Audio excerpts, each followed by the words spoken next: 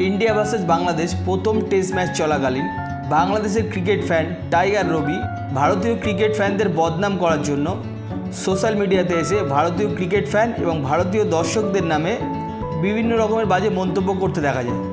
ভারতীয় ফ্যানরা নাকি তাকে বাজে ভাষায় গালাগাল করেছে, ইভেন মারতেও গেছে। এরকম একটা স্টেটমেন্ট টাইগার রবিকে দিতে দেখা গেছে সোশ্যাল মিডিয়াতে এসে।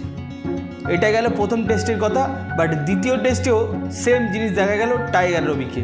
কানপুরের দ্বিতীয় টেস্টে টাইগার রবির নাটক দ্বিগুণ পরিমাণে বেড়ে যায় এবং সে সরাসরি ভারতীয় ফ্যানদের উপর কমপ্লেন করে ভারতীয় ফ্যানরা নাকি তাকে প্রচণ্ড মারধর করেছে, তার জন্য সে অসুস্থ হয়ে পড়ে এবং ইমিডিয়েটলি তাকে হসপিটালে নিয়ে যাওয়া হয়।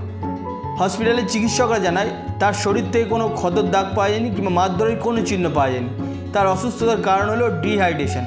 পানি না খাওয়ার জন্য ডিহাইড্রেশন হয়ে টাইগার রবি অসুস্থ হয়ে পড়ে এবং তাকে হসপিটালে আনা হয়েছে। বাট টাইগার রবি ভারতের বদনাম করার জন্য কানপুর স্টেডিয়ামে এই ধরনের নাটক করেছে।